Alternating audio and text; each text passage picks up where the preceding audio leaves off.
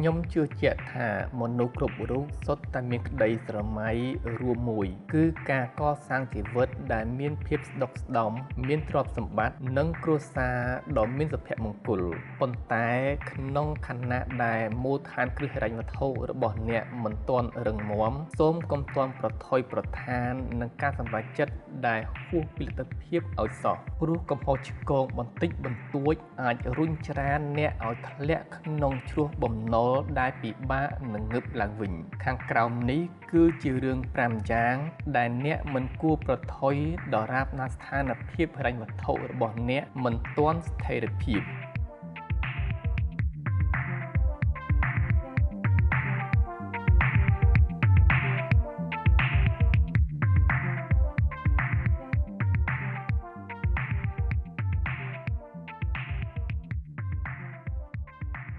ទី1ការបង់រំលោះដីការវិនិយោគលើដីធ្លីគឺជាយុទ្ធសាស្ត្របង្កើនទ្រព្យដ៏ល្អក្នុងរយៈពេលវែងប៉ុន្តែ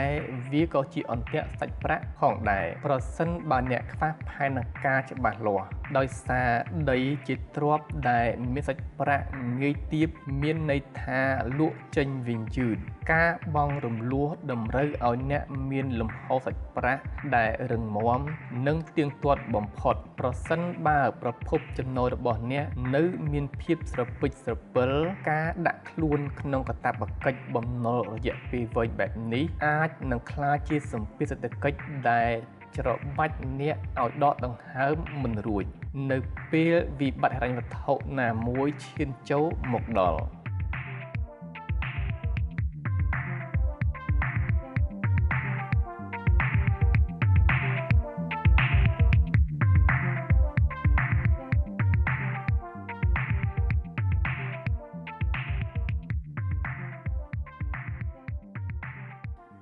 ទី2ការបង់រំលោះរថយន្តសម្រាប់អ្នកដែលកំពុងស្ថិតក្នុងដំណាក់កាលកសាងជីវិតរថយន្តមិនមែនជាទ្រព្យសម្បត្តិទេប៉ុន្តែវាគឺជាការចំណាយការបង់រំលោះរថយន្តតម្រូវឲ្យអ្នកមានលំហូរសាច់ប្រាក់ថេរនិងដាច់ខាតបំផុតប្រសិនបើចំណូលរបស់អ្នកនៅយូរការទិញរថយន្តដើម្បីគ្រាន់តែសម្រួលការធ្វើដំណើរឬដើម្បីមុខមាត់អាចនឹងក្លាយជាវិបត្តិបង្កដង្ហើមសេដ្ឋកិច្ចរបស់អ្នកចូលចងចាំថាធនាគារមិនមែនជាសប្បុរសជនឡើយទោះជាអ្នកជួបវិបត្តិចំណូលយ៉ាងណាក៏ដោយក៏កាតព្វកិច្ចបង់ប្រាក់មិនអាចបង្អង់បានសូម្បីតែមួយថ្ងៃ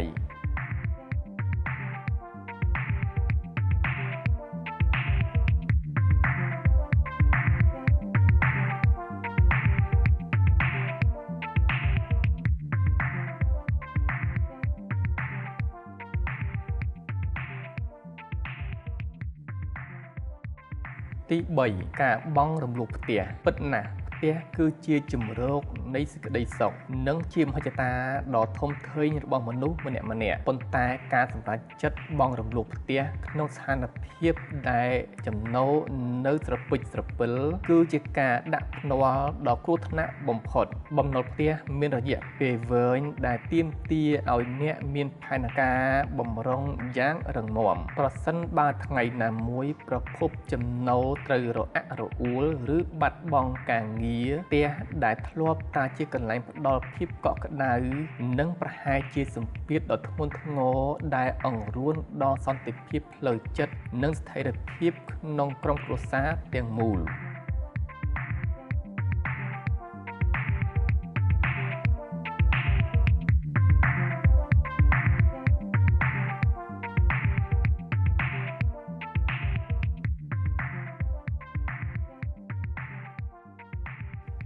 ទី4កុំចាប់ផ្ដើមអាជីវកម្មធំពេកការមានក្តីស្រមៃចង់ក្លាយជាម្ចាស់អាជីវកម្មជារឿងដ៏អស្ចារ្យប៉ុន្តែការបោះទុនធំហួសពីសមត្ថភាពទាំងដែលចំណូលបម្រុងមិនទាន់រឹងមាំគឺជាការលេងល្បែងភ្នាល់មិនមែនជាការធ្វើជំនួញឡើយនៅក្នុងពិភពអាជីវកម្មលំហូរសាច់ប្រាក់គឺជាដង្ហើមបើអ្នកចាប់ផ្ដើមធំពេកសម្ពាធលើការចំណាយ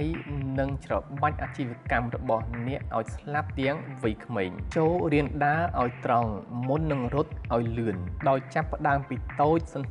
សំដកបទពិសោធន៍ដើម្បីកសាងមូលដ្ឋានគ្រឹះឲ្យរឹងមាំមុននឹងហក់លោតទៅរកទ្រង់ទ្រាយធំ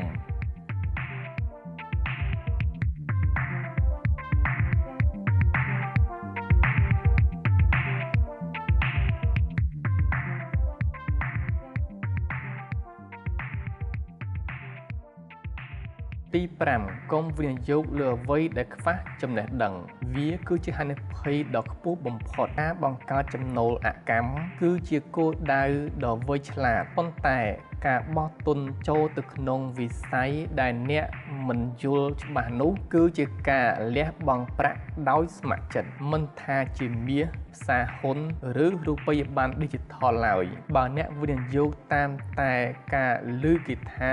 ឬតាមអារម្មណ៍ចង់មានភ្លាមនោះអ្នកកំពុងតែលេងល្បែងភ្នាល់ជាមួយវាសនាហើយចូលចងចាំថាចំណេះដឹងគឺជាទ្រព្យសកម្មដែលផ្ដល់ការប្រាក់ខ្ពស់បំផុតមុននឹងសម្រេចចិត្តដាក់លុយចូលក្នុងហោប៉ៅអ្នកដទៃចូលវិនិយោគលើខួរក្បាលខ្លួនឯងឲ្យបានច្បាស់លាស់ជាមុនសិន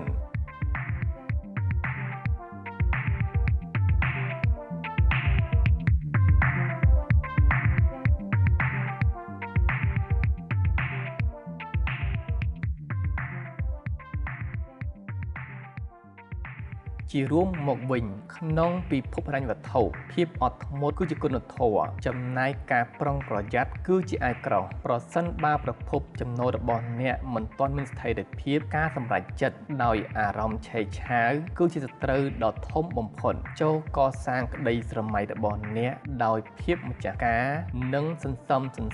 តាមលទ្ធភាពជាក់ស្ដែងព្រោះការបោះជំហានដែលរឹងមាំប្រសើរជាងការហក់លោតដែលនាំឲ្យរបួសកុំឲ្យការចង់បានភាពស៊ីវិល័យបណ្ដោះអាសន្នមកបំផ្លាញសន្តិភាពផ្លូវចិត្តនិងស្ថិរភាពជីវិតរបស់អ្នកក្នុងរយៈពេលវែង